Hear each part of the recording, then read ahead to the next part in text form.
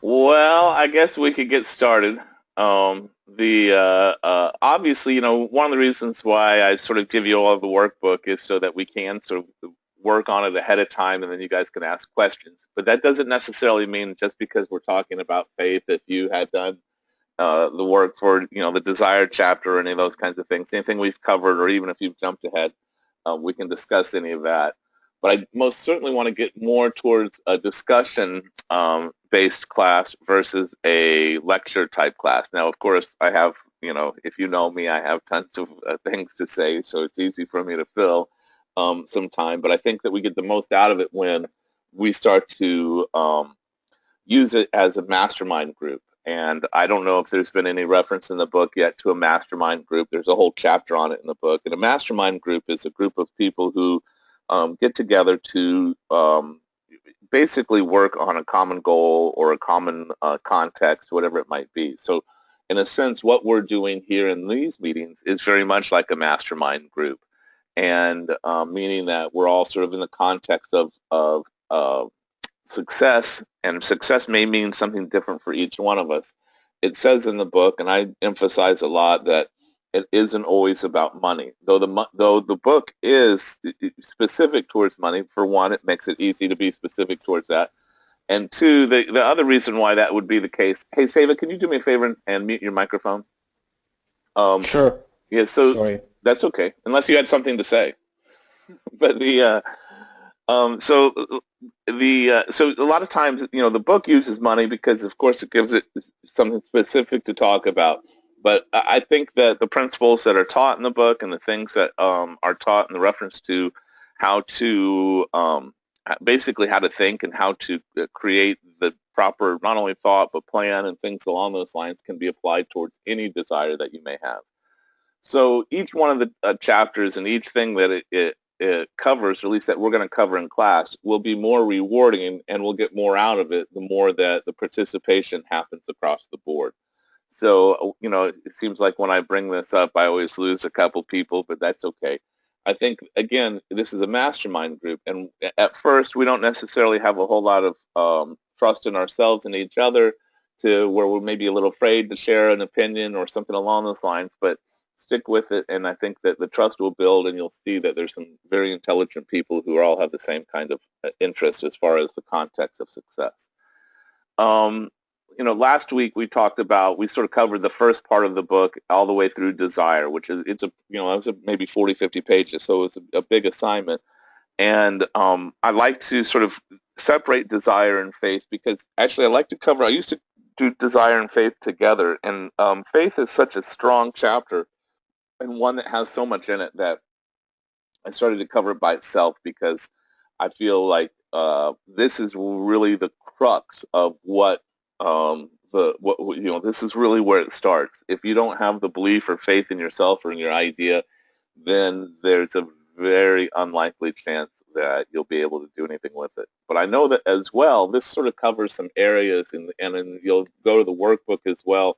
You'll see that one of the things that keeps sort of being brought up is chief aim in life or chief purpose in life and things along what is it that you're really striving towards. And I've over the years of doing this, I've found that a lot of people struggle with this particular part. This is somewhere where they're like, they have a oftentimes when we talk about chief aim in life or chief purpose, first of all, it's not static. It changes over time. What my aim was 20 years ago at the age of 27 is much different than what my aim or purpose is here at 47. And in fact, though there may have been qualities of who I am today in the 27-year-old version of me, what I've really discovered, especially going through the book several times and hosting the class several times, I have come to refine and be able to accurately identify what my chief purpose is. So as we spoke about last week, this isn't necessarily just about, it's not an entertaining read. I mean, it might be entertaining, but that's not necessarily the idea. The idea the book was created for was to be studied and digested and peeled apart. And as a lot of you know, I've read this book well over 30 times, and as I was preparing for the class, or as I prepared for the class each time, I read the chapters and my mind gets blown away because I'll see another layer of the onion maybe I didn't see the last time. So that being said, we'll jump into faith and start to work with the idea of faith and what it is. And we've heard a lot of different things about faith, but I think about when we talk about faith, we also sort of have to talk about doubt and where doubt fits in and things along those lines. And so I always sort of like to start with doubt because there's two places, or there may be more, but there's two areas where doubt is relevant, or at least to recognize. I believe that if you look at modern science, well, let's say pop science, oftentimes they're not applying doubt correctly. So the scientific method is you have a theory, and then you go out and you are supposed to apply doubt to that theory. You're supposed to try to go prove it wrong if you're truly going to use the scientific method, not look for evidence that confirms what you believe. So I've used that principle with this book. I have taken different chapters of this book and tried to apply as much doubt or prove it as wrong as I can, and I find it to be more and more difficult the more that I try. But where I don't believe that doubt, and I oftentimes see a lot of people apply doubt sort of inappropriately, or what I would call inappropriately, is they doubt themselves, or they doubt their ability, or they have some kind of negative talk going inside their head that that reinforces that doubt. And so there's a lot to be said for investigating doubt and seeing where it is. If I'm trying to apply doubt to a belief I have to see if maybe I'm fooling myself, that's a proper application of doubt. To apply doubt to myself as if I can't achieve something or apply some type of negative context to something I'm trying to do, that obviously I don't believe is the right application of doubt. And that's usually what stands in most people's way as far as applying faith and using faith to their advantage, is they oftentimes have they're the first thing they do is doubt themselves, or they hear some reason in their mind, or they might be sharing it with a loved one. I call family beloved thugs for this reason. Sometimes we'll share ideas that we have with them, and we find that actually that they will sort of talk us or tell us why it can't be done and things along those lines. And I think that I don't think any of our loved ones or ones close to us are trying to interfere with our progress. I just feel like that oftentimes when we're talking about reaching beyond our limits, we're also talking about taking risks. And when we take risks, our family oftentimes feels that they're scared, they don't want anything bad to happen to us, or whatever the case may be. And oftentimes they haven't either gone through a course like this, read a book like this, or studied anything along these lines, and so their thinking is not necessarily disciplined or in the right direction. So again, as we sort of walk through this chapter of faith, it's really this part of acceptance that needs to happen, but not so much acceptance into what's being said, and that's part of it, or what's being written, but as well as acceptance of ourselves and what we're capable of. And so I think that's a big sort of starting point in what we believe is, and as we start to create our chief purpose, our chief aim in life. But I have helped a lot of people through sort of this kind of struggle of discovering what that is. And one of the mistakes I see a lot of people making in the beginning of sort of searching out this for themselves is they feel like their chief purpose or their chief aim has to be something grand or something altruistic or something that they can there's a show here in the United States. I don't know if it's still on, but it was home makeover or something like that. And they would go into these homes, and they would basically, people who were oftentimes had amazing challenges in front of them, but were overcoming those challenges and helping other people. They would come in and build them a new house and make things happen for them. And it's very much you watch it and it's a tear jerker, and it's there's all this purpose and all this grand stuff. And oftentimes I would compare the efforts I have in my life to the efforts that these people have, or what they were doing with rebuilding my house, and just feel so small. And but ultimately, everybody's on their own path, and what we choose as our chief aim, again, doesn't have to be altruistic. It doesn't have to have some great meaning. It doesn't have to be. It can be simple.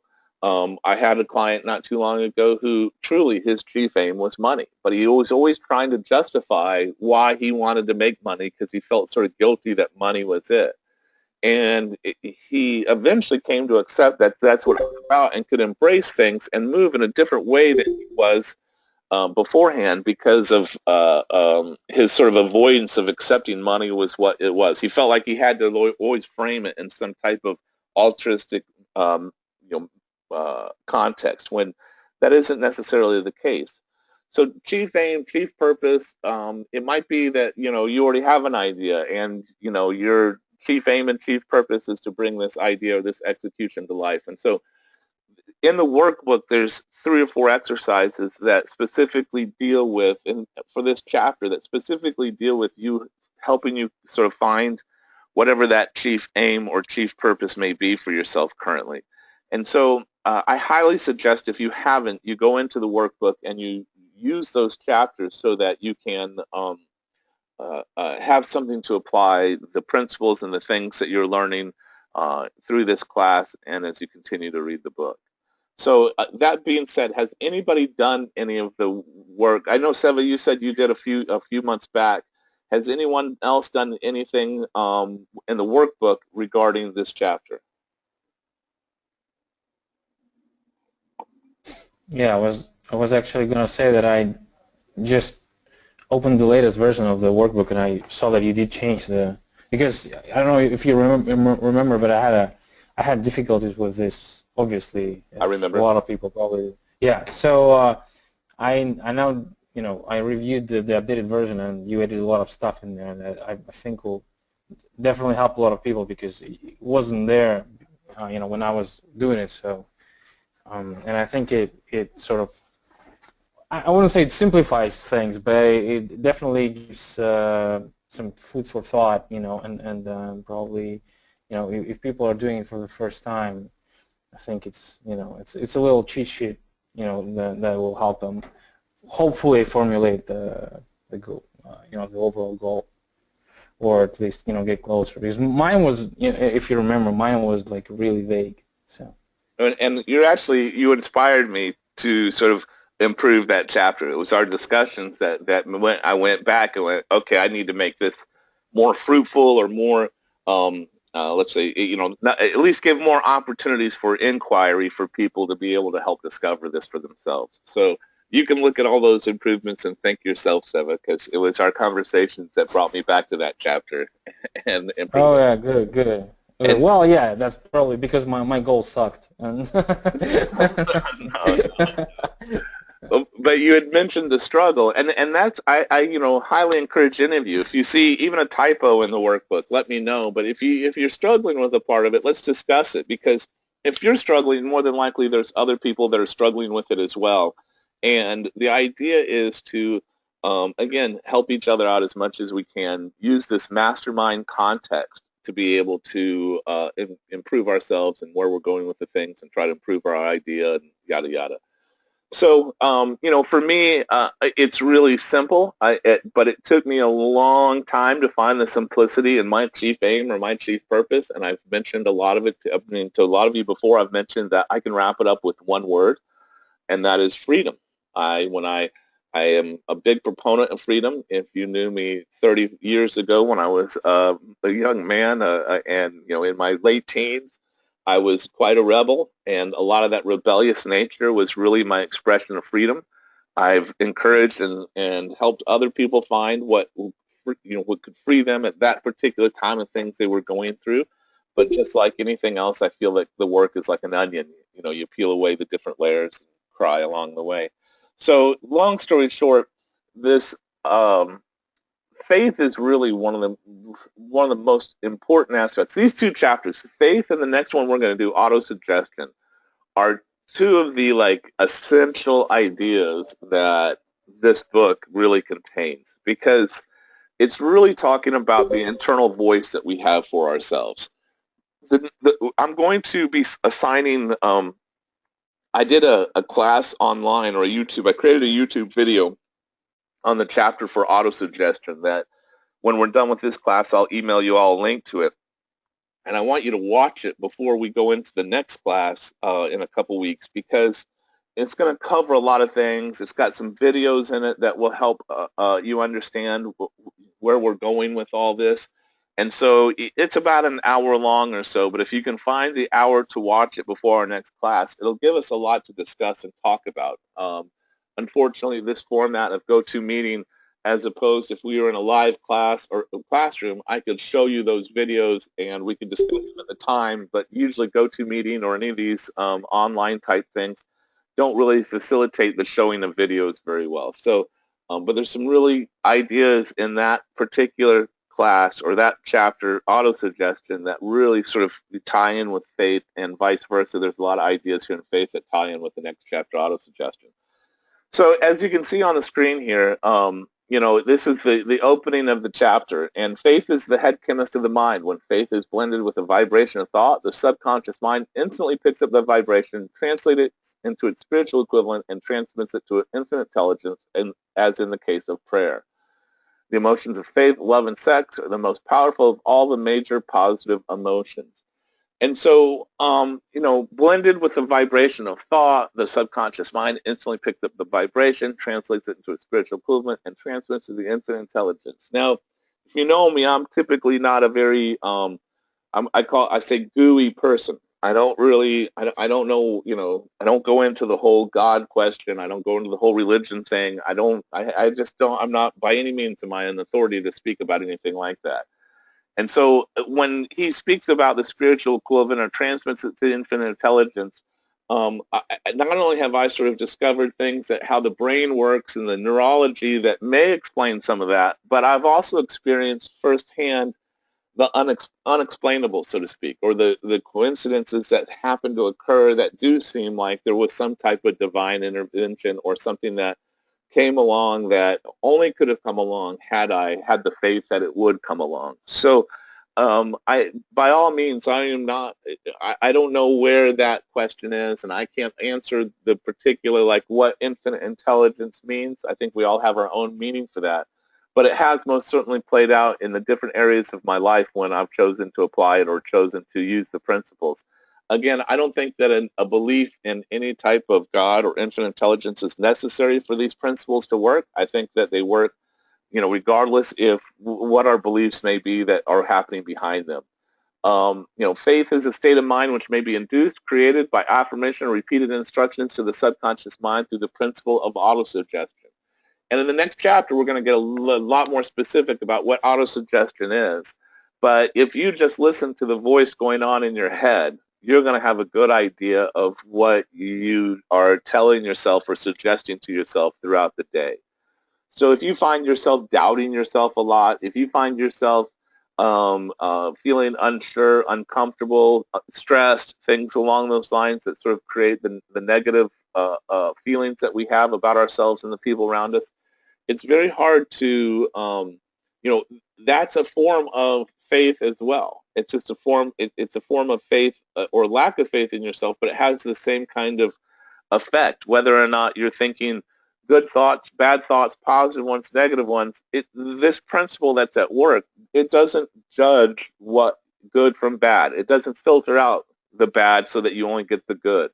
That's our responsibility, and that's what autosuggestion is about. And again, we're going to talk about that a little more in the chapter, but this is really about developing faith or understanding what faith is it's like this sense of belief.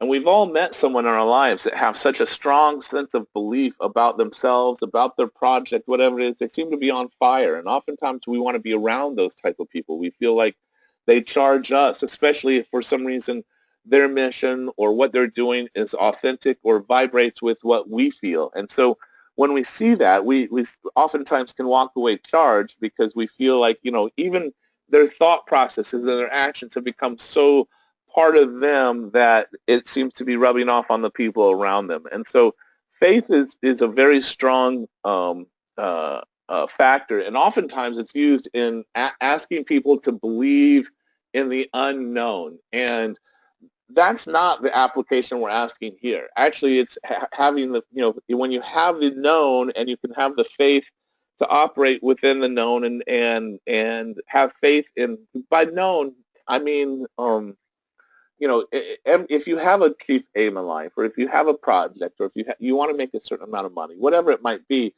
there is a plan, or there needs to be a plan put together to make that happen. And having faith in the plan and executing it is a lot. Now, that doesn't necessarily mean that all plans are perfect. Oftentimes, we create a plan, we start to execute it, and we realize, oh, I have to change the plan because this isn't working in this particular situation. But if you don't have a plan, it really doesn't matter how much faith you have, because I believe things will work out, but not necessarily in the way that you want them to. So, give you an example of my own. I think last time we talked, I talked about how when I first found this book, I was about 15 years old, maybe 17, but in that age range. And I saw Think and Grow Rich, and really the only part I really saw was Grow Rich. I didn't understand the whole think process, and I think I'd gotten through this chapter and maybe a next one, I don't remember, but it was asking me basically to write down what I wanted. And I wrote down that I wanted two particular cars and a motorcycle. And maybe about 10 years later, I was driving around in my 1969 Coupe de Ville Cadillac, and I realized, oh, this is one of the cars that I had actually said I wanted. I remembered it, and I thought about it, and I remembered that the other car and the motorcycle I'd said I'd wanted, I had as well. Well, when I had written those things down on that card, I'd never really created a plan around them. So, I mean, there is sort of this. It still went into effect. I mean, I still got the things that I put down on the card, but because I didn't have a plan, I was sort of putting it in life's hands as to when to make those things available. Again, I feel fortunate enough that it happened only 10 years later, and it inspired me to take another look at the book and get to know it a little deeper, and I started reading it on a yearly basis after that, and I have to say I haven't regretted it since. So you may convince the subconscious mind that you believe you will receive that which you ask, and it will act upon that belief, which your subconscious mind passes back to you in the form of faith, followed by definite plans for procuring that which you desire. So again, it's sort of convincing ourselves, or convincing our subconscious mind, this is where we're at. This is what we're doing. And the way we do that is that we create a mission statement for ourselves, or purpose statement, whatever it is, and we start to read that. But we're going to talk about those instructions in a little bit. Faith is a state of mind which may help you develop at will after you have mastered the 13 principles, because it's a state of mind which develops voluntarily through application and use of these principles. Repetition of affirmation of orders to your subconscious mind is the only known method of voluntary development of the emotion of faith. And I have to say I agree 100% with both of those statements. That when you start to really absorb what's going on in this book, and you've studied it for a while, you start to see that you recognize not only faith in your life and how it sort of helps you execute what you have, and how strong of an ally it is in what you are doing, what you're trying to accomplish, but you're able to start to recognize it in other people's lives. You're able to start seeing it how other people you can see not only faith, but you see that even when they don't even understand faith, that whatever it is that they keep telling themselves, or whatever information it is that they keep affirming to their subconscious mind, the repetition of affirmation of orders to your subconscious mind. So if I keep thinking negative things, or think things aren't going to work out for me, basically I'm going to be developing that in my life as well. And you'll see that as you start to get more and more aware of what these 13 principles are and how they work. As you start to watch other people and look at other people, you'll start to see that they're making either mistakes or they're making great moves in moving them towards what they want. Unfortunately, if they're not willing to sort of understand that they are the source and the cause of their life, then they may feel like they're subject to other things, or they're victim to things, and not realizing that really the only thing that they're victim to is that internal dialogue that's going on in their mind, that repetition. So again, faith is an amazingly strong tool that when we use it to our advantage, and when we can start to understand what it is, it creates the sense of belief and conviction for ourselves towards our plans. I really don't see anything great getting accomplished without the faith or the belief that it can be done. This is the equivalent of saying that any impulsive thought which is repeatedly passed on to the subconscious mind is finally accepted and acted upon by the subconscious mind, which proceeds to translate that impulse into its physical equivalent by the most practical procedure available. All thoughts which have been emotionalized, given feeling, and mixed with faith begin immediately to translate themselves into their physical equivalent or counterpart. Not only thought impulses which have been mixed with faith, but those which have been mixed with any other of the positive emotions or any of the negative emotions may reach and influence the subconscious mind. So this really has this is really the crux of how to make faith effective or how to make that repetition effective. It's talking about all thoughts which have been emotionalized, given feeling, and mixed with faith begin immediately to translate themselves into their physical equivalent or counterpart. And so it's part of the problem with getting angry and being angry. Because if you're angry, you're having emotionalized thoughts. And those emotionalized thoughts, if you're really believing what you're angry about, it starts to really play a role in your life. So I know that for me, anger was an issue as a young man. And so as I started to observe my anger and how it interfered with getting things done, it became very, very important for me to start to see that what the crux and the root of my anger was so that I could release myself from all that.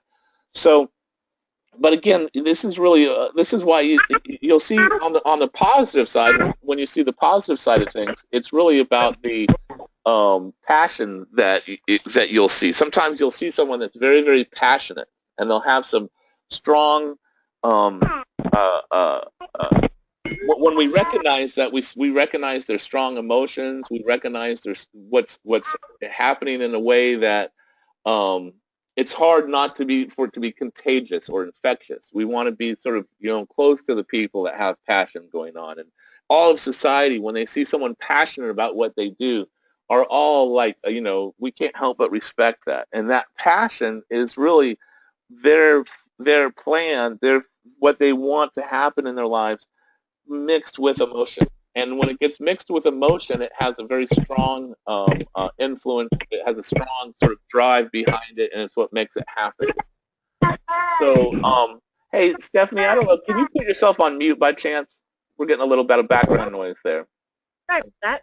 That's okay. Don't worry about it. It happens all the time.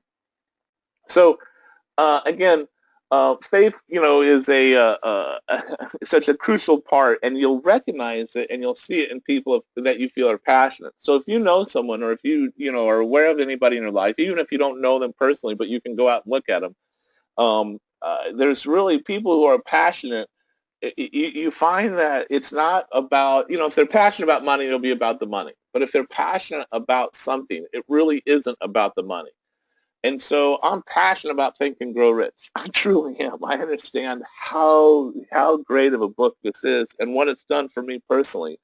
And so I hold these classes. I've been holding them for 5 years now, and I haven't charged a dime because I look back at myself and think, wow, if I could have found someone that was as passionate about Think and Grow Rich when I was that 17-year-old person as I am now. And I don't want any kind of fee. I don't want it to be it would have been a hindrance to me back then because I had no money. I couldn't afford anything.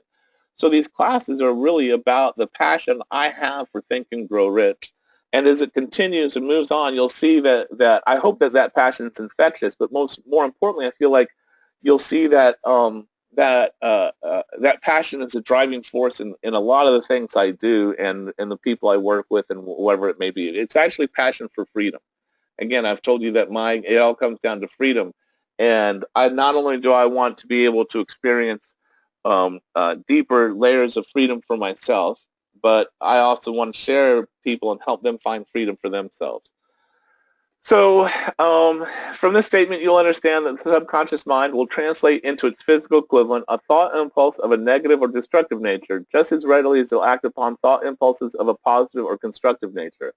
This accounts for the strange phenomenon which so many people, millions of people experience, referred to as misfortune or bad luck. And again, it's sort of like one of the things we've been disadvantaged. We really haven't been taught how to use this part of our lives. So we live in at least two worlds. We live in in an external world, and we have an internal world we live in too. So in the external world, it's very easy. There's lots of laws of measurement and things along those lines, whether it be physics or whatever it may be. I know what gravity is. I can experience gravity. I can measure gravity. I can measure speed. I can measure length. I can find, I can take money out of my pocket and count out $100 or whatever it might be. There's this ability to measure. The internal world we live in is a little different because really, how do you measure hope or how do you measure love? I mean, you can recognize those things. You can see when someone's in love. You can see when someone's hopeful. You can recognize it in your own internal dialogue. But there's no real measurement to say, I can't make you have a higher self-esteem. I can't take self-esteem out of my pocket and hand it to you. I might be able to make some things I might be able to share some thoughts with you that you internalize, and you start to realize that whatever barrier, whatever it was in your way that was keeping you from loving yourself, you can let it go. But again, that's an internal world thing going on. And oftentimes we make the mistake of wanting to work our internal world like we do our external world. And a lot of this chapter on faith is talking about how to work this internal world as opposed to trying to apply the principles of the external world that we have so much. So because people don't understand their internal world and how much, typically what happens is people's internal world is constantly reacting and responding to their external world. So something happens in the outside and then it sets off their thinking like, why did Bob say that? I don't understand. Bob's always mean to me. If Bob would just understand where I'm coming from, then we wouldn't have these issues, yada, yada, yada. I feel my goal towards the goal of freedom is to have my external world being influenced or having to respond to my internal world. So rather than me reacting to the things going outside, I want to be able to have the consciousness or the awareness or the freedom of thought that as things happen, I can digest them and then influence what's going on in the external world rather than being spent or sent into some type of spin because of something someone did or whatever the case may be. So this is an appropriate place at which to suggest again that you may benefit by passing on to your subconscious mind any desire which you wish translated into its physical or monetary equivalent in a state of expectancy or belief that the transmutation will actually take place. Your belief or faith is the element which determines the action of your subconscious mind. There's nothing to hinder you from deceiving your subconscious mind when given instructions through autosuggestion, as I deceived my son's subconscious mind. To make this deceit more realistic, conduct yourself just as you would if you are already in possession of the material thing which you are demanding when you call upon your subconscious mind. The subconscious mind will transmute into its physical equivalent by the most direct and practical media available any order which is given to it in a state of belief or faith that the order will be carried out. And so this is really sort of a really, really deep, actually, principle. And it's one sometimes we have a hard time because we don't see the division of ourselves between external and internal. We don't understand that the subconscious mind is sort of working for us all the time. So I'm going to give you an example of the subconscious. One of the physical hard science aspects of the subconscious mind or of the mind that how this gets applied or how we see it. Some of you may have heard me share this before. But it's all about goal writing, and I'm a big proponent in goal writing. And as we go through this course, you'll hear many, many reasons why I believe goal writing is very important and why everything starts out. It doesn't matter if you look at the monitor that you're watching, the headphones that you're listening to this on, the computer you're using, the phone, whatever it might be. Each one of those started out as an idea. The idea had to be written down and then carried forth from there. But one of the things about goal writing that's important or valuable, and the reasons why we should do it, is in the makeup of our brain. And for this particular example, I'm going to use that we have three sections of our brain. We have the prefrontal cortex, which is a relatively new member of the brain. It's where our reasoning and our rationale, and it's what makes us uniquely human. The chimpanzees and even the Neanderthals didn't have this prefrontal cortex that we have. Then there's the limbic area of the brain, and that's where a lot of your feelings are coming from when you're having when it talks about sort of emotionalized thoughts. That emotionalized part is coming from the limbic part of the brain. And then you have the reptilian part of the brain. And that reptilian part of the brain, the medulla oblongata and that whole little, right, that little mass of meat that's on top of the brainstem there is called the reticular cortex. And that part of the brain is keenly aware of what's going on all the time in the environment. And so if you have a noise that right now in your background, there might be people talking or there might be an air conditioning blowing or something along those lines, you had filtered out that noise because it wasn't relevant to what was being discussed or being what you're focusing on right now. And so that part of the brain allows us to focus. And I always like to think about a lizard, how a lizard seems to be focused on something, but then when you move towards it, it becomes super aware of what's going on in that moment. And that's basically the reticular cortex is super aware of what's going on in your environment. And it filters out most things unless for some reason it feels you need to focus on it. Now, I actually live next to a fire station now, and I must love fire stations because I've lived next to one like 3 other times in my life. And I never, ever hear the sirens as they leave. It just, my reticular cortex filters it out. I don't need to hear them. I still hear them as I'm driving down the road, though, because it's an important thing. My reticular cortex says, oh, you're hearing it now. You need to be able to do this. Another sort of syndrome that you may have experienced is you may have a friend who buys a car that you've really never recognized before, or you might become interested in a car and you've really never seen it before. And then all of a sudden, it seems like you see this car everywhere. You even see different colors of it, and you see different model years because you've basically told your brain, Bob just bought this car, and I really like Bob a lot, so if I happen to see Bob, make sure, or I happen to see this car, make sure I look because it might be Bob. Make sure you bring it to my attention. And so the same thing happens with goals. When we write out our goals, what happens is we're given an instruction set to our mind that says anything that may help me get closer to accomplishing this goal, make sure I recognize it and see what's happening here. So this whole sort of like, the operation of the subconscious mind has a physical known factor to it that they didn't know when this book was written. This book was released in 1937 or so, right after the Depression, and they didn't have the same type of brain scanning capabilities and understanding how the brain worked and all that kind of stuff.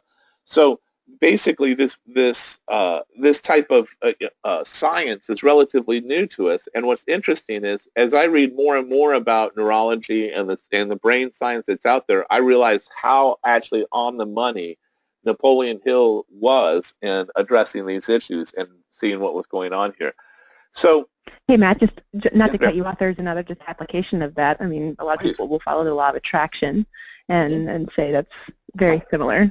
I like the law of attraction. I'm not a big fan of the movie The Secret, just because it sort of abused the law a little bit. And we're going to actually talk about the law of attraction because it's almost addressed specifically in this book. But you're absolutely right. The way That's interesting, yeah. And the way that they actually say it in this book is that emotionalized thoughts attract and are like a magnet to other like thoughts. And so that's really what the law of attraction comes down to is, of course, we're going to, when we think a particular way and think on a particular wavelength, we're going to find ourselves immersed in that. And so it's a very, Stephanie, that's an excellent point because that's really what we're really talking about is how do we exercise or make this law of attraction work for ourselves? And there's also another law that sort of works into the law of attraction sometimes for ourselves that we forget. And it's called the law of gender, but it's a little deceptive because you think of polarity. But really what's happening there is the idea that things take time. And so there's types of plants and bamboo in particular out there that when you plant them in the ground, they don't do anything for like 9 months. And then after 9 months, they all of a sudden shoot up and in 30 days, they grow 6, 12 feet, whatever it is. And so some things in our life are that way too. We have to allow them to start to manifest. We have to allow these habits and start to realize that these emotionalized thoughts that we're having are influencing what we're seeing. And unfortunately, a lot of us come out, at least I know I did, I came out into the world with it that most of my emotionalized thoughts were negative. And so I had to really train my mind to sort of go towards the positive. I think it's a natural part of our sort of evolution to recognize what's wrong first, because there's a sort of a danger element that we need to make sure we avoid danger. And so when we're operating from an evolutionarily, simple way, we're really trying to avoid pain. And so a lot of you have heard me say this before in other lessons, where, we do more as human beings, or as animals, the animal side of our community, to avoid pain than we do to go towards gain. And this is a natural process of evolution, because organisms that were adverse to risk had a much better chance of survival. And so after billions of years of evolution, the organisms that we were and we've come today are the ones that basically avoided risk. And so we have sort of in our evolutionary program this recognition of what could be a problem, which is very important, but it can't be dominating our thoughts, because we find that the law of attraction starts to go to work and we find ourselves sort of stuck in that space. So you're absolutely right, Stephanie. This is very much like the law of attraction. As well as, let's say, perfection will come through practice. It cannot come by merely reading instructions. But I sort of like this part here. If it be true that one may become a criminal by association with crime, and this is a known fact, it's equally true that one may develop faith by voluntary suggestion to the subconscious mind that one has faith. The mind comes finally to take on the nature of the influences which dominate it. That's really important. The mind comes finally to take on the nature of the influences which dominate it.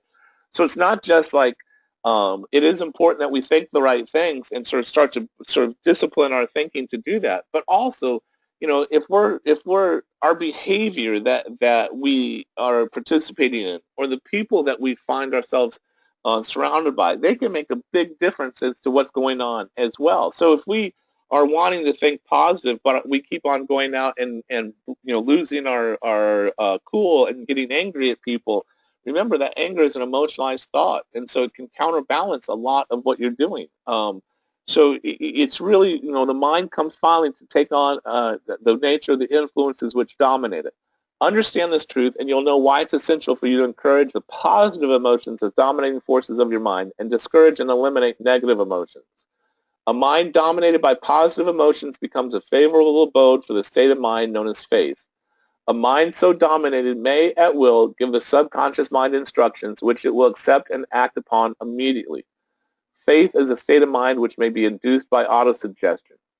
So, I mean, this is so powerful. A mind dominated by positive emotions becomes a favorable abode for the state of mind known as faith. A mind so dominated may, at will, give the subconscious mind instructions which it will accept and act upon immediately. And if you've had the good fortune of meeting someone who has this ability that seems to like they can just make things manifest in their life, oftentimes you'll find that those people are also like bastions of seeing the positive in things and moving in a way that makes it inspiring. And so, if you don't have someone in your life that way, most certainly, seek them out. I've found that most people who are positive influence people, the only thing they avoid are negative people. And so if you want to be more positive and you want to, seek out that person, and they most certainly, if you're trying to be positive, will help you be positive as well. I love this little part here. Have faith in yourself, faith in the infinite. Before we begin, you should be reminded again that faith is the external elixir which gives life, power, and action to the impulse of thought. The foregoing sentence is worth reading a second time and a third and a fourth. It's worth reading aloud. Faith is the starting point of all accumulation of riches. Faith is the basis of all miracles and all mysteries which cannot be analyzed by the rules of science. Faith is the only known antidote for failure. That's a really strong one there. Because if we don't have faith that we'll succeed, or we don't have faith in ourselves when we fail, typically we give up. We don't try again. We sit down. In fact, there's people that they call it learned failure. They'll go out and they'll try something 2 or 3 times, and if it doesn't work, that's it. They're never going to try again. Where if we have faith that we can do it, we'll try the 100 times it may take to make it work. Faith is the element, the chemical, which, when mixed with prayer, gives one direct communication with infinite intelligence.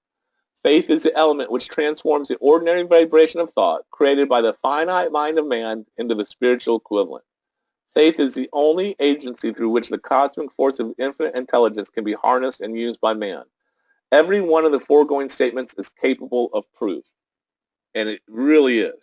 as you start to see these, if you start to apply faith, and you start to, even if you're not applying faith, even if you're just, if you look at what your dominating thoughts are, and we call that, those dominating thoughts are what you have faith in the situation of mankind or whatever the case may be, you'll find that those dominating thoughts are what's really coming to play out in your life. And so as you start to recognize faith and see this and start to, let's say, harness the mind and put yourself in uh, a positive approach towards it, you'll start to see this sort of magic happen. It's not really magic. It's really, there's an idea or a principle behind it in which we're talking about.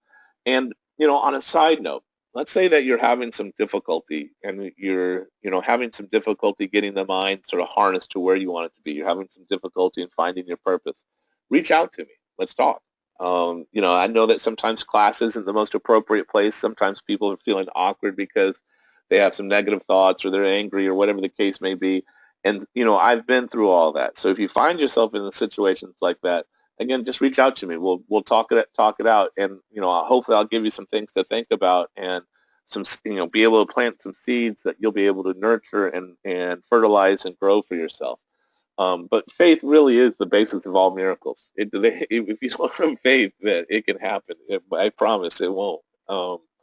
It's a well-known fact that one comes finally to believe whatever one repeats to oneself, whether the statement be true or false. Every man is what he is because of the dominating thoughts which he permits to occupy his mind. Thoughts, this is the part here you referenced earlier, the law of attraction. Thoughts which are mixed with any of the feelings of emotion constitute a magnetic force which attracts from the vibrations of the ether other similar or related thoughts. I'm going to read that again. Thoughts which are mixed with any of the feelings of emotions, it's positive, negative, good, bad, constitute a magnetic force which attracts from the vibrations of the ether other similar or related thoughts. And you'll see this in yourself. If, all of a sudden you wake up in a bad mood, and I think in the movie The Secret, they give the example of stubbing your toe, and then it just seems to go on and on and on. But sometimes we're in relationships where all we can see in that other person is the negative, and it just doesn't seem to let go because these emotionalized thoughts attract other thoughts along the same way. A thought thus magnetized with emotion may be compared to a seed which, when planted in fertile soil, germinates, grows, and multiplies itself over and over again until that which was originally one small seed becomes countless millions of seeds of the same brand. Now, for me, when I was a young man, I saw anger as a plus. I saw anger as a good thing. I used anger in a lot of the things that I did. Even though I'd be pleasant and nice, if things didn't go my way, I'd get angry. And over a period of a few decades, I had created a garden of weeds. The planet in fertile soil. Your mind is the fertile soil, right? And again, all this emotion, it germinates, it grows, and multiplies itself over and over again until which was originally one small seed becomes countless millions of seeds of the same brand.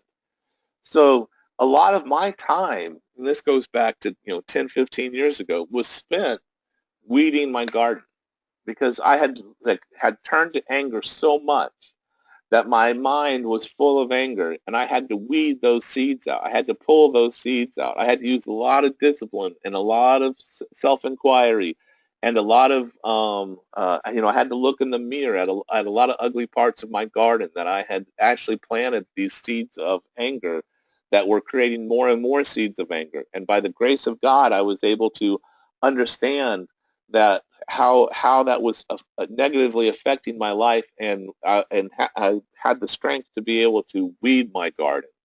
And so if you look at your internal dialogue, you will see that you actually have been planting these seeds for yourself. And it might take time for you to clear out those seeds. If you were like me and you have a lot of anger, you have to clear those weeds out to be able to make your mind have the room to be able to, germinate and grow other things. In other words, my little anger weeds were strangling out the efforts that I would make towards positivity. So I had to actually, go in and take a look and see how that was affecting me. So this is really, really, again, this is a phenomenal chapter. And I'm going to give you, there's a really great story we're going to share in a little bit. But Any idea, plan, or purpose may be placed in the mind through repetition of thought. This is why you're asked to write out a statement of your major purpose or definite chief aim, commit it to memory, and repeat it in audible words day after day until these vibrations of sound have reached your subconscious mind. Again, it's any idea, plan, or purpose may be placed in the mind through repetition of thought. And that's really, again, if we look at this internal dialogue that we have going on all the time, that's what this is. It's this repetition of thought that we have. So again, going back, I think I've told you guys, or you've heard me say where, when I first found this book, it was just the rich part I read. I didn't really understand the think part. And now I'm understanding the think part so well, I don't even have to think about the rich part. All that is manifesting and happening. So it's really about where our mind is, what we're focusing on. I forget what Earl Nightingale says, something along the lines of what we think about, we become. And that's exactly what this whole chapter is about. Self-confidence formula. This is really it's at the end of the workbook chapter, but it's really, I find that in some situations it's really needed because people have come to doubt themselves. They've come to use doubt. Again, doubt's an easy emotion. I mean, any of us, negative emotions, what I see in teenagers a lot. Teenagers can tell me what they don't like very easily. They're very quick to say, I don't like this, or I don't like this, or I don't like that. And oftentimes I feel like, the teenage years, it's very, we're sort of not sure of ourselves, and we want to be able to, have an identity that we create, and it's, sort of easier to identify with an identity of something we don't like versus taking the risk of saying something I do like and possibly being ridiculed for or questioned for it, whatever the case may be. And so self-confidence isn't necessarily something that comes naturally for a lot of people. It's something that has to be curated, and you start to have some small wins, and then when those small wins happen, then they can turn into bigger wins. And it's for a lot of us, we didn't come out. Unfortunately, our parents didn't know Think and Grow Rich. Our parents didn't understand what was going on in the mind, and they were just doing what they were taught, and there wasn't a lot of thought behind it, and we sort of picked up what they said. So, I know in my situation, I keep talking about the anger. Well, there was a lot of doubt as well, but I can look back and see where my parents had that same kind of doubt, and they had that same kind of anger. So I inherited a lot of that from them without thinking, and a lot of times we do that.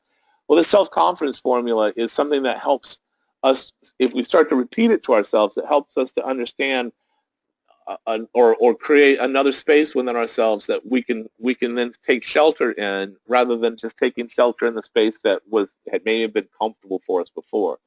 So the self-confidence formula is, first, I know that I have the ability to achieve the object of my definite purpose in life. Therefore, I demand of myself persistent, continuous action towards its attainment, and I here and now promise to render such action. Here and now. That's the only place it can be done. Second, I realize the dominating thoughts of my mind will eventually reproduce themselves in outward physical action and gradually transform themselves into physical reality.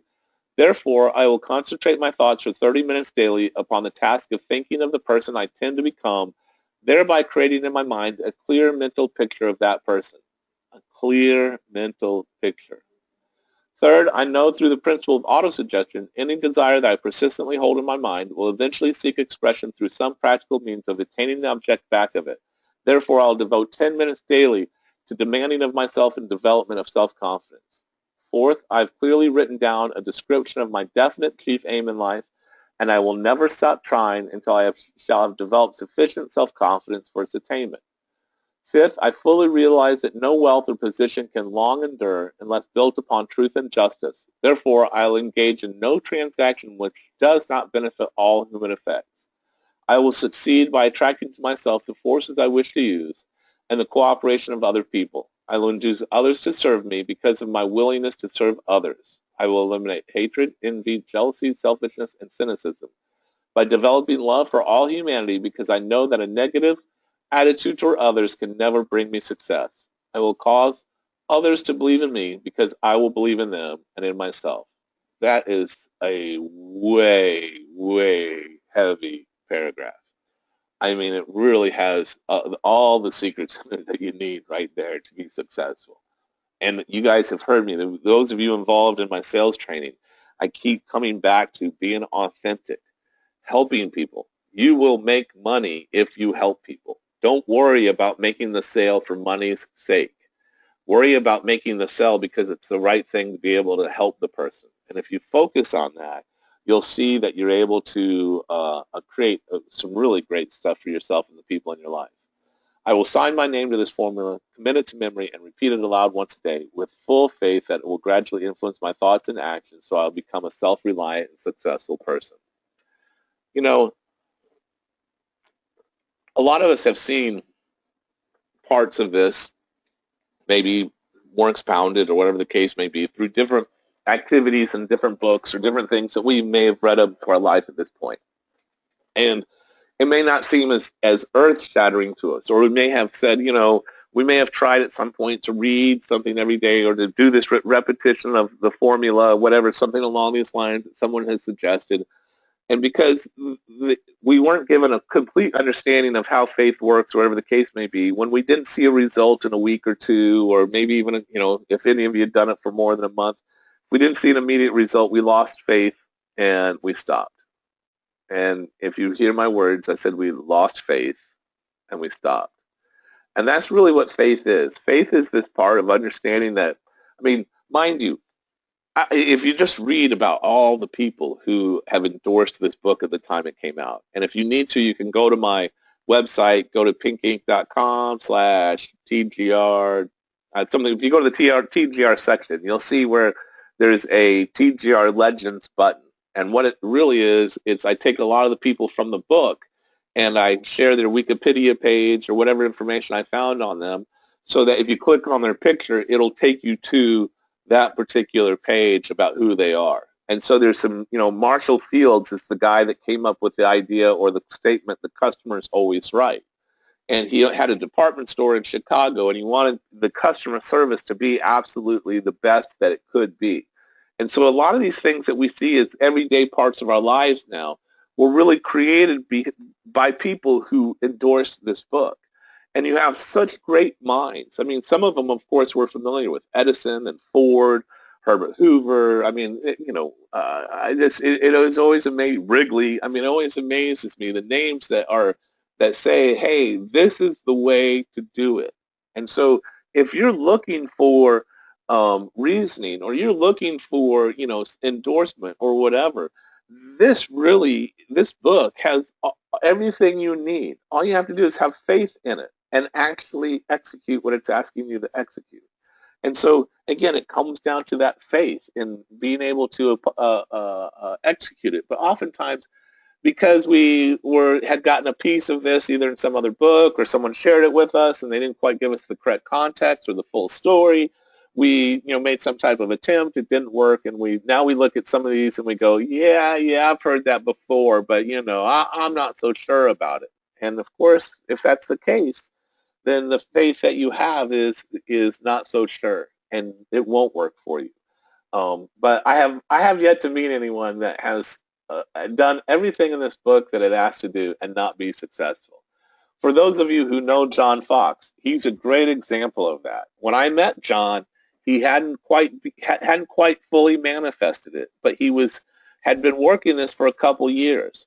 And we started to work together, and I started to show him a few things that were maybe he didn't quite understand. In very short order, he went from making like $30,000 a year to making $150,000 a year, and creating a consultancy business for himself that has now, he's making much more than 150 now, but he created himself a consultancy business that has been able to allow him to help people like he wants to. And so I have seen this over and over and over. The people who truly apply these principles, they find that it works. It just works. For me, the faith has become belief.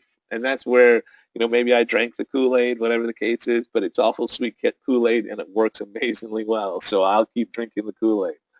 What's your thoughts, not to interrupt again, but what are your thoughts on the need to attach an emotion to those thoughts in order for them to take hold? Well, I think that if you look at your own sort of example or inside your own life, you'll see that the things that were able to manifest the most easily in your life had some type of emotion attached to them. And really, emotion is, so let's go back to the brain, and we look at the prefrontal cortex the prefrontal cortex part of our brain is really this very consumptive, glucose consumptive part of our brain. We don't need it though.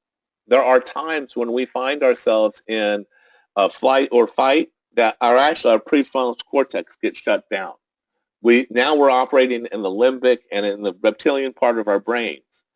And so those parts of our brain don't shut down though. And those parts are where the emotion sits. And so the difference between, I'm going to take it a little bit further. I'm going to go into the world of feeling, because feeling is something that's a little different than emotion. Oftentimes we get those, overlaid or crossed together because they are very, very interrelated, but they're not the same thing. The difference between a feeling and an emotion. A feeling starts. We get a feeling in our body. We get a feeling in our mind. There's this feeling that starts to occur, and then we intellectualize it and we turn it into an emotion. So you'll hear people say, so-and-so is very, very cerebral. He doesn't really process emotion. Well, I disagree. Emotion is on the cerebral side of it. That's when our prefrontal cortex gets a hold of it and goes, I'm feeling sad or I'm feeling happy. Feeling, on the other hand, happens. And if we can sit in the feeling before we emotionalize it, we can find out things that the feeling is indicating to us that we can't when we emotionalize it. So I'll give you an example in my own world. There's a big nerve called the vagus nerve. And the vagus nerve is, I think, the largest nerve in our body, and it runs up your spine, and it runs through your chest and up through the back of your head. And so when I would feel sad, I'd have overwhelming feelness, and I had called the emotion sad. When I would sit with the feeling, I would feel it through the vagus nerve. I'd feel it through my chest and come up the back of my head, and I would want to cry. And if I was actually sitting with the feeling, I would allow myself to cry. If I was thinking about the emotion, I would say, pull yourself together. You don't have to feel this way. And so, or whatever the case might be. What I discovered was that joy was very much the same way. Joy activated that vagus nerve, and I had the same kind of feeling going up through my chest, through the back of my head, and oftentimes extreme joy will make me cry as well. And what I was doing when I was keeping myself from feeling let's say the sadness, the extent of the sadness, and I would move it to emotion and why am I feeling sad, and start to intellectualize it and all that kind of stuff, rather than just sitting in the feeling. But when I started to allow myself to sit in the feeling of sadness, I found I had the capacity to sit in the feeling of joy longer as well. And so my life has these really joyful moments of, there's sometimes I'll be in public I'll be holding one of these classes and I'll get teary because the joy of what I'm doing and what I'm sharing is overwhelming to me, and I allow myself to feel that feeling.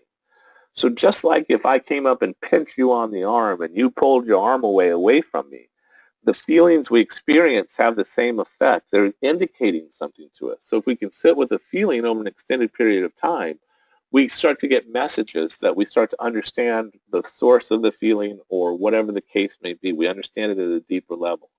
So when we're talking about, the thoughts, emotionalizing thoughts, what's really talking about is the feeling behind those thoughts. And what kind of feeling are you putting behind those thoughts?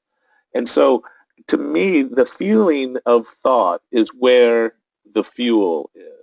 So I could have, let's say I have a particular thought, and that thought is a vehicle for me. If I don't fuel that vehicle, it's not going anywhere. And so if I'm not passionate about that particular thought, that thought process, that plan, whatever it might be, I'm not going to really do the things that are necessary for it to be executed. But I'm very passionate about Think and Grow Rich.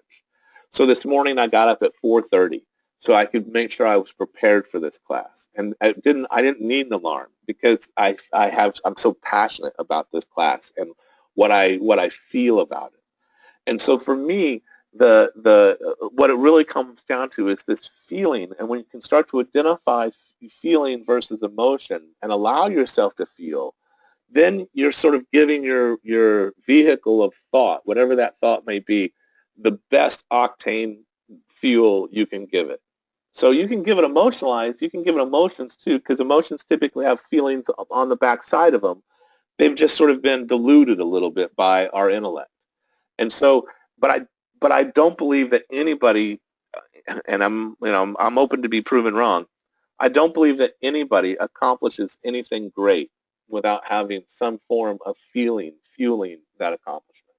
And so everyone I've seen that has, when I say great, again, it's not altruistic. It may not be great for mankind, but it was great for them, or it was just great by anybody's standards. There's a lot of feeling behind it. So look at the professional athletes.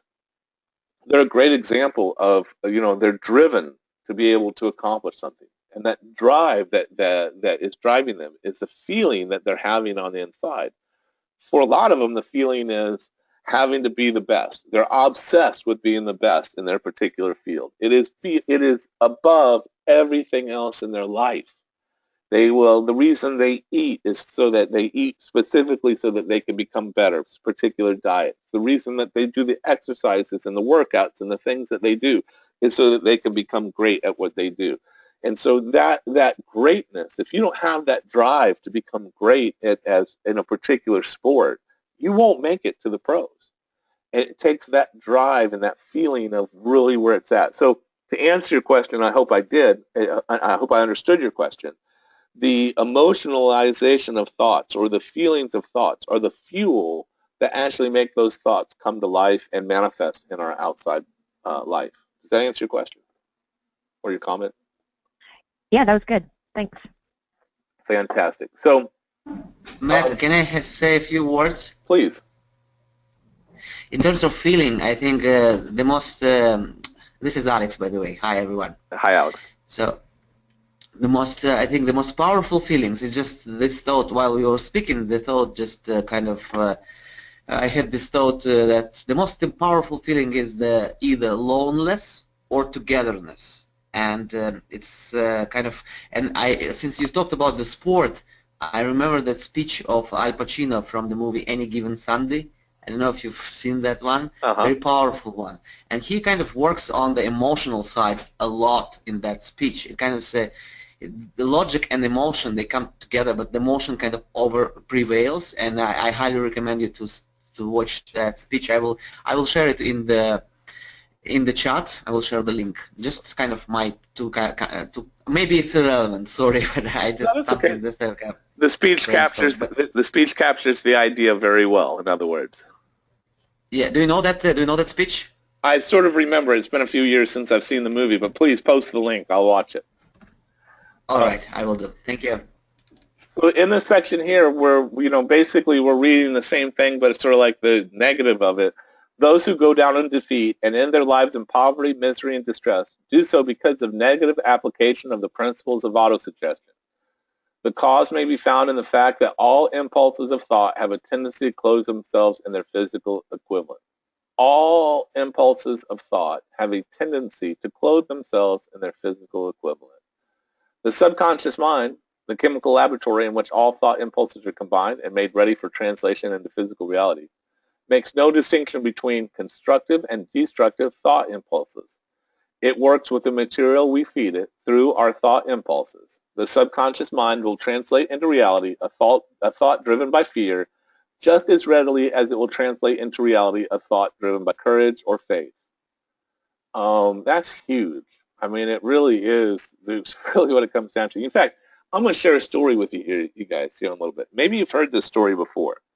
And I'll bring it up on the screen here. Basically, the story goes that this little girl, she had a severe arthritis and some skin condition. And her father really, really wanted her to, of course, he tried all kinds of treatments. And through this, he keeps saying, I would give my right arm for her to be healed. Well, incidentally, he is in a motorcycle accident, car accident or something, and gets his right arm torn off. And she ends up healing. Her arthritis goes away and the skin condition goes away. And so it's as if this statement of, I would give my right arm for her to be better, when that right arm was given, her subconscious mind took all that instruction and put it to work. And so you can see the article here. I think it was back, this is from March 7th, 1952. A man who often said, I'd give my right arm to see his ailing daughter cured, lost his arm in a crash, and she was mysteriously healed. The odd case, with the names withheld, was described by Dr. J. M. H. Smellie of Liverpool in the British Medical Journal. Dr. Smellie said the girl was crippled by arthritis and disfigured by skin disease associated with it. Her devoted father tried all kinds of treatment, but she did not respond. One day he set off on a motor trip with the girl and his wife. The car was wrecked, and the father's right arm was torn off. Before his wound had healed, the daughter's skin trouble and arthritis had vanished. Dr. Smellie offered two possible explanations. The cure might have been due to psychological factors or to cortisone liberated from the girl's adrenal glands by the shock of the accident. Of course, science can't take, if it can't explain it, it's got to give an explanation of some sort. But, I mean, this is really the power of the subconscious mind. I mean, it is phenomenal. It really, really, I cannot emphasize strong enough where it comes into play. If you fill your mind with fear and doubt and unbelief in your ability to connect with and use the forces of infinite intelligence, the law of autosuggestion will take this spirit of unbelief and use it as a pattern by which your subconscious mind will translate it into its physical equivalent. This statement is as true as the statement that 2 and 2 are 4, and it is true. So if you're finding yourself and you have these tendencies to move down that road of fear or negative or doubt or whatever the case may be, doubt in yourself specifically, let's talk about it start to work through the book. This is a book that requires study. This, to me, I read people who say they've read the Bible several times and they study the Bible and all that. I have no opinion of that one way or the other. But this is like my Bible. I mean, the whole reason, of course, I'm paying it forward and giving back with the classes. But my whole reasoning, the reason that I do it, my selfish reason is, every time I hold one of these classes, I read the book. I get more inundated with what's going on in the book. It's like going back to the onion. I peel back a layer of skin and I learn something new. So I absolutely love everything about this book. The more that I walk through it, I just keep reading and reading and understanding that, and maybe the book has put its pattern of auto-suggestion and imprinted on me, and now I'm believing it, but it all works. If it didn't work, I wouldn't be here teaching the class. I mean, a lot of you have no idea. A lot of you did not know the person I was when I was 18 years old. I was a very angry person.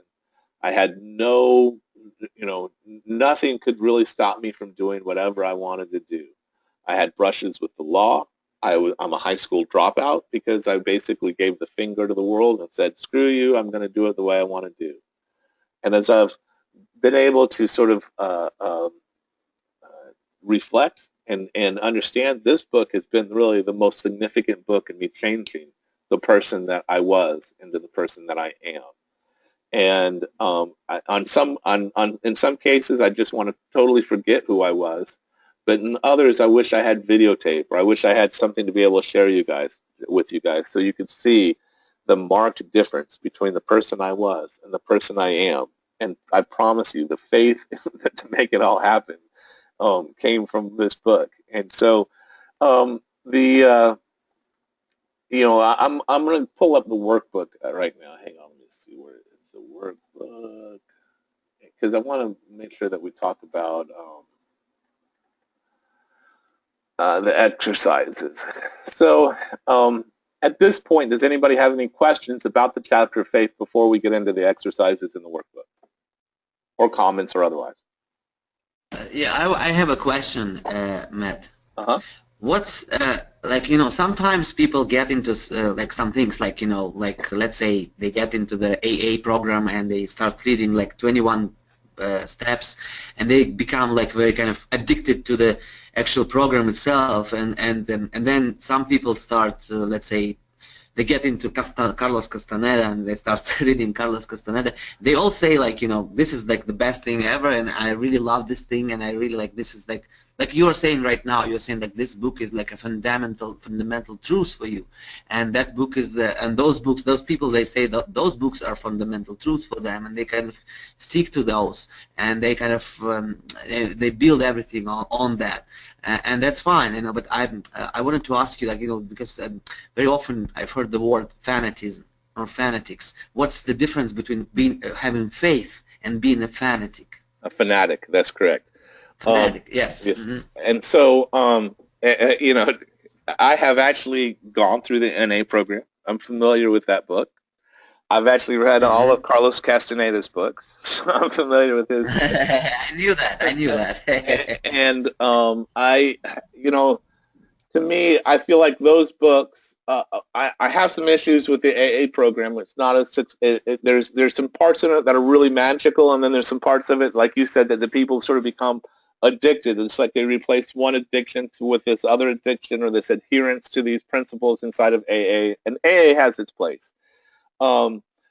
This book to me is the only one that well, I won't say the only one. It's one of the few that not only has this amazing instruction set in it, but this amazing endorsement by obvious people of recognition. And again, there's newer versions you can find out there where people will endorse, more modern people will endorse it.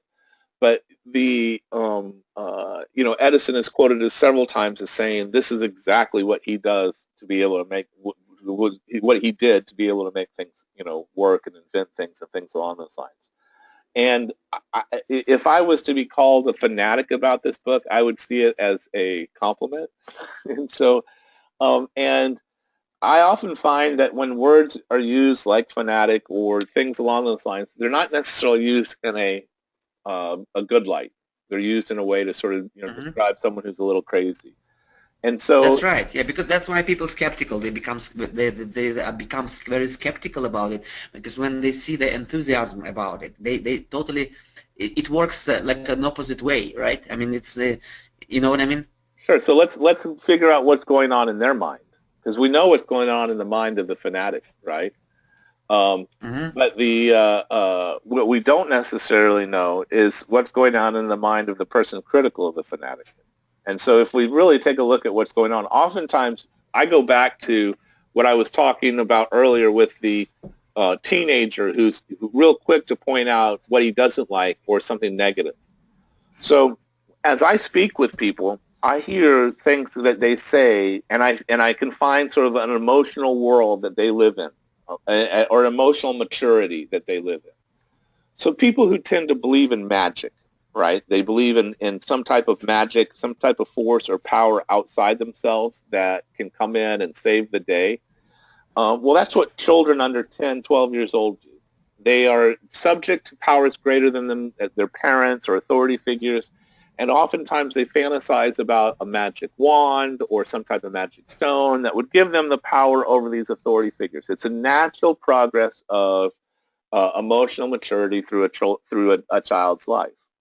When they get to about 12 years old, up through about 20, let's say the teenager, everything is polar. Everything's black and white. They either love me or they hate me. I either am going to, yes, the smallest little mustard stain on their shirt or a little pimple on their face is cause for great concern, because that one thing is going to be a make or break in what they're doing. And we know that that's not true, but at that age, we can't help but sort of think in those extremities and those polarities.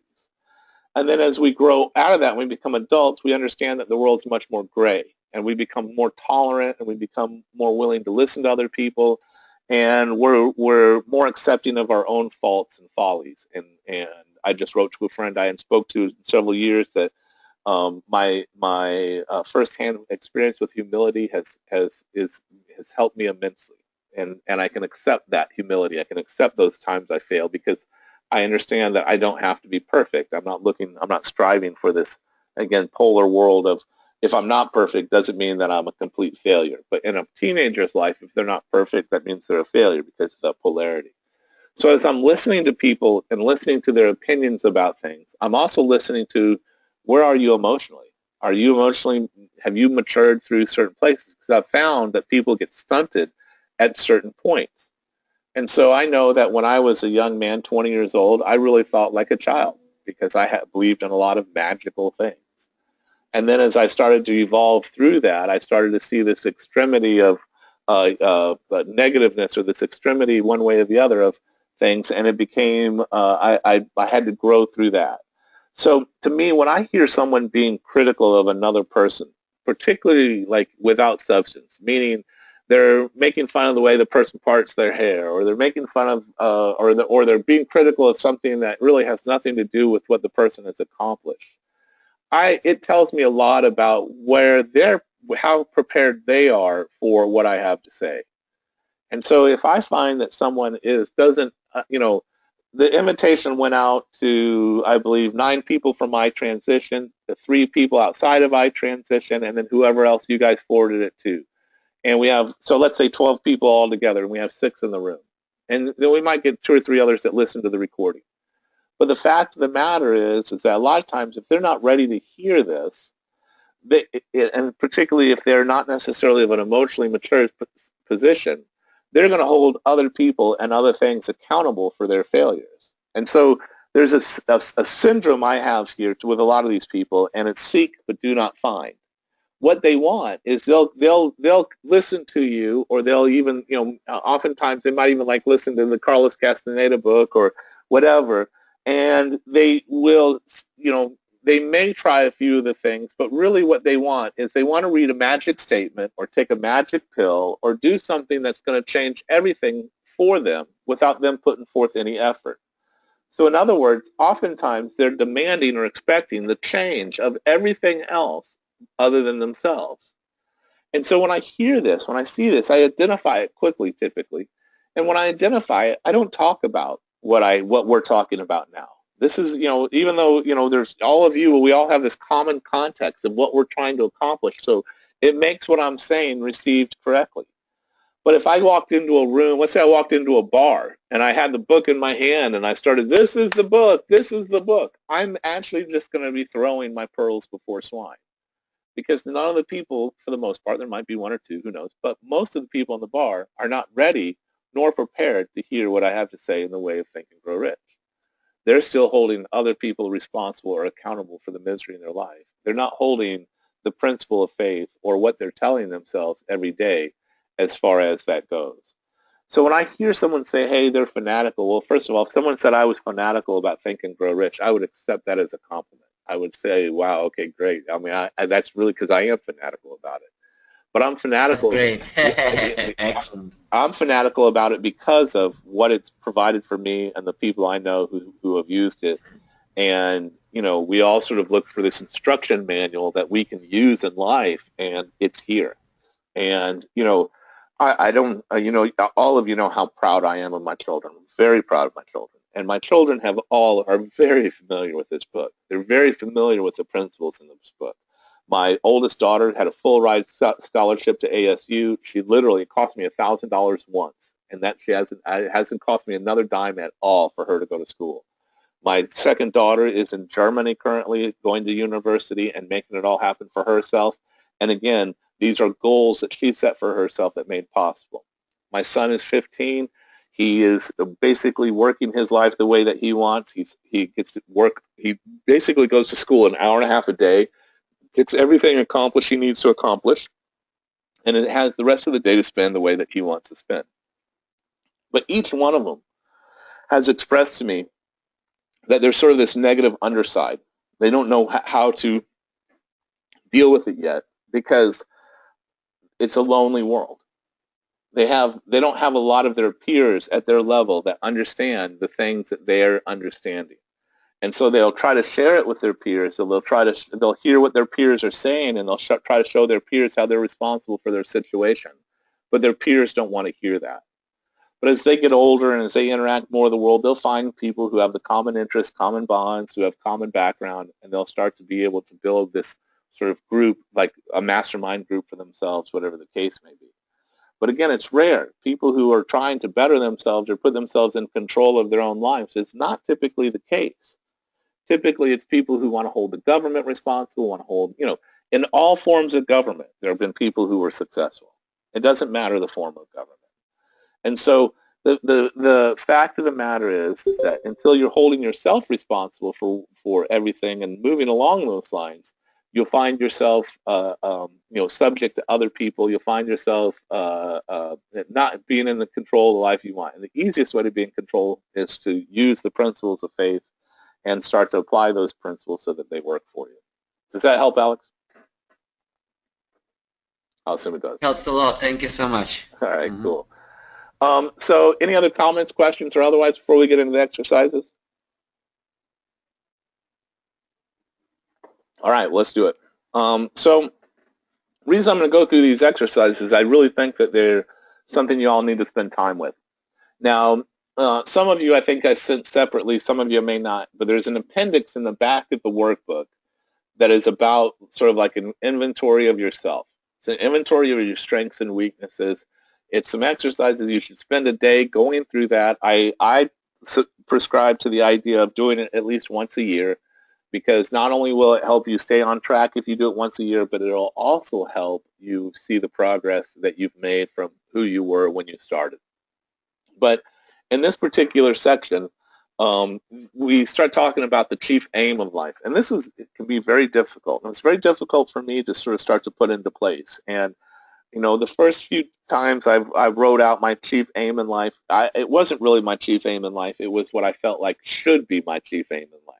And so, and you'll recognize this for yourself. You'll see that, there might be a parental figure you're trying to make happy, or some authority figure you're trying to make happy, or some kind of idea in your head of someone you should be, but you're really not. And, of course, part of understanding your chief aim in life is really getting to know yourself as well as you can as well. So we're going to go through these exercises. Obviously, we're just going to sort of read through them, and then I highly suggest that you take a Saturday afternoon or a few hours, in next week or whatever the case is, and spend some earnest time, some authentic time towards answering these cells for yourself. Because, the nice thing about when you start to understand your chief purpose, when you start to understand your goals, not only is that whole thing about the reticular activating cortex, but there's also this other thing that's really, really, really great. And that is all decisions become easy. Because all I have to ask myself is, does it help me get closer to my chief aim, or does it take me away from my chief aim? And, sometimes my chief aim, I might, decide, hey, I'm going to go out party and get drunk tonight and have fun. And it might appear like, hey, it's taken away from my chief aim because I'm getting drunk that night. But actually, it might be taking me closer because I'm able to let my hair down and go dancing and have fun and not worry about anything. If I keep making decisions that take me away from my chief aim, just as a result of things that are going on, I'm having some issue there of self-sabotage, whatever it might be, that needs to be investigated and looked further. But I can take my chief aim and put that as my goal, or take my goals and put them out there. And every decision I have sort of in front of me will say, hey, does this take me closer or not? So the mornings I wake up at 4:30 and don't want to get out of bed, all I got to do is think about my goal. And if I stay in bed, will it keep me from attaining my goal? Now, there's some mornings I stay in bed. I go, today I don't need it. I don't feel like chasing it. I'm going to sleep in. I feel like I need this, 30 minutes extra sleep. But most days, I think about that to myself and I go, okay, get up, let's go. If I'm there, a lot of days I just wake up and go. But if I'm in a day where I'm wanting to, sleep in, and I have to, I think about what do I have today. And so if I wanted to sleep in today, I would have thought to myself, oh, no, you got to, I was excited, so I got up easily. But I would think, oh, no, you got this class. You got to do. It's what, this idea of freedom that I'm sharing with everybody is, again, what my chief aim is. So obviously, do you have a definite chief aim in life? A lot of you just aren't going to have it. You haven't done these exercises. You haven't really spent a lot of time thinking about it. The world has pulled you out and distracted you as much as it can to try to keep you from this. And so these exercises are really, really helpful in helping you discover it. And one is, of course, the deathbed test. And, it's basically you're going to imagine you're on your deathbed reviewing your life. What are you reflecting on? What decisions have you made that made a difference in your life, both positive and negative? What did you spend your time doing? Who did you choose to spend your time with? See, I think a lot of us don't understand the very limited amount of time we have on this earth. We oftentimes just don't give it the thought that's necessary. for me, there's this deathbed test, but an exercise I do as well is I contemplate non-existence. Once a week, once every 2 weeks, I'll find myself laying in bed, and I will consciously start to think about what it's like to not exist. If that can be such a, I'm not for sure what that feels like. All I can really do is sort of project that. And then when I first would do it, it would scare me, and I would feel suffocating, and I would, I sort of had to keep doing it in intervals to sort of get past that. But what it really does is it reminds me that I'm not going to be here all the time. I have a limited amount of time here. And so it reminds me that because death is there, when death is here, I won't be able to do anything. It motivates me, and it allows me to sort of live my life to the fullest and not worry about petty shit people do or whatever the case may be, not focus on the petty crap. And the deathbed test is a great way to sort of take a look and imagine yourself, did you accomplish in your life, and project back. And you'll start to identify things that you're really wanting to do, you want to be known for. And so you could also think about it like, what's going to be written on my tombstone or whatever the case may be. So if you can really just sort of spend some time contemplating these ideas, you're going to have a better idea of, even if you can't quite define it yet, you'll feel it better as far as what you're trying to go towards. The ikigai, or I'm not for sure how to say this, but basically it's the Japanese concept that means a reason for being. And in that philosophy, everybody has one, and finding it requires a deep search in oneself. Use the exercise below to start. And so basically, if you look at this Venn diagram that they have here, this Venn diagram is extremely helpful. And so you start to say, look at that which you're good at, that which you love, that which the world needs, and that you can be paid for. And if you put those things together in this Venn diagram, again, can give you a better idea or direction to what you're headed for. And so, for me, I'm good at people. I love people, right? And the world people need more understanding of who they are and what they're doing. And thankfully, I can get paid for doing it. And so that's why I'm in sales. Sales to me is, Stephanie described it to me the other day as an art. And absolutely, I love it. If you understand what sales is, it isn't like this heavy, I've got to go do this to make money.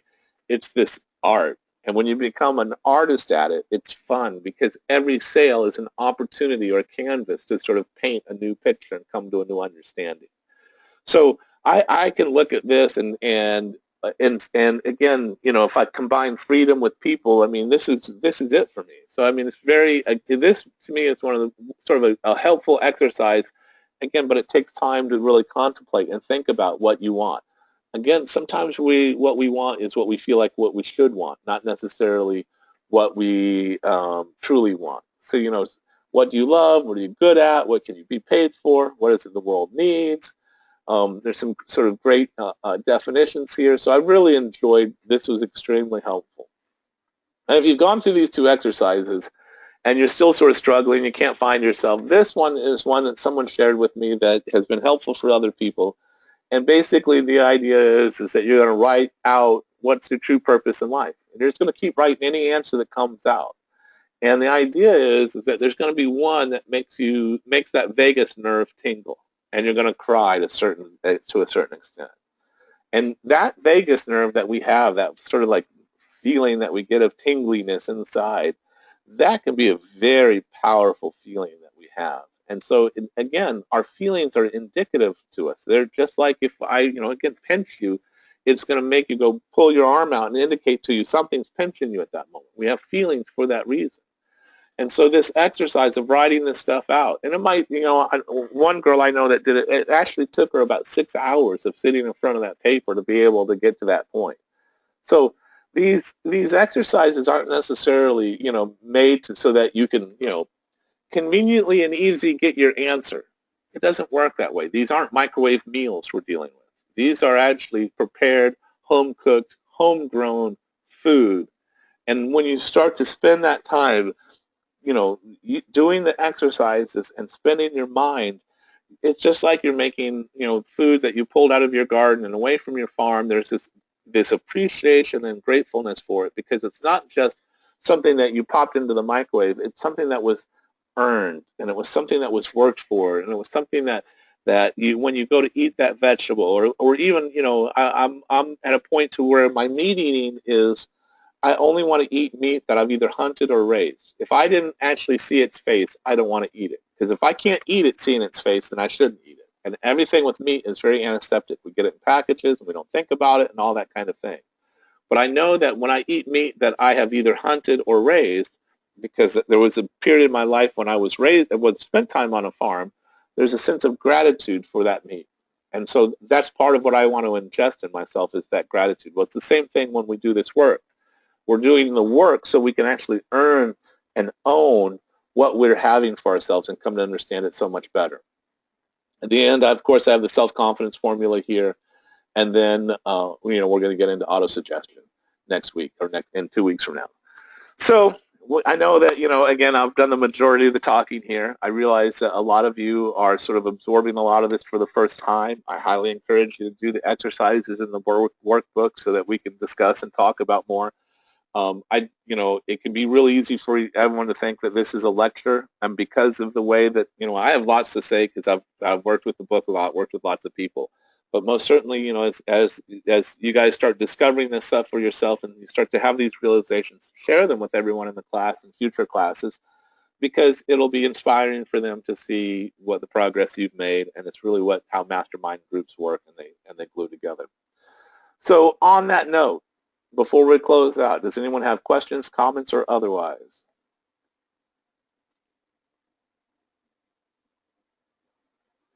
Thank you so much, Matt. That's as always, it was fantastic. I really appreciate it. Yeah, well, thank you, Alex. I appreciate your participation. Well, I have lots of thoughts and comments, but I don't think anyone has the time right now to dedicate. But I have been taking notes, and we'll share them maybe in our next class. And we still have 20 more minutes. If you have something to say, you're more than welcome. Go for it.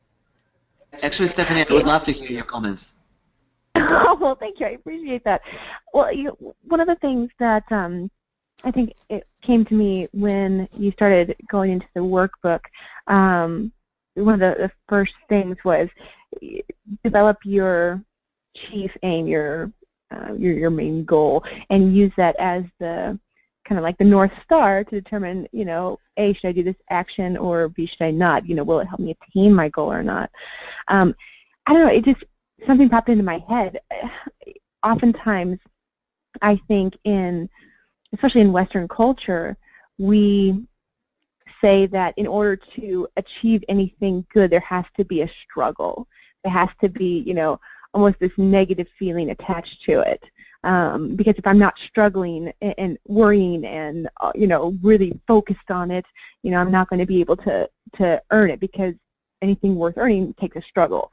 And I don't know, I don't really believe that. The reason I thought about it is because you said, well, as an example, should I go out dancing and partying, Friday night? Will that help me achieve my goal, or will it not?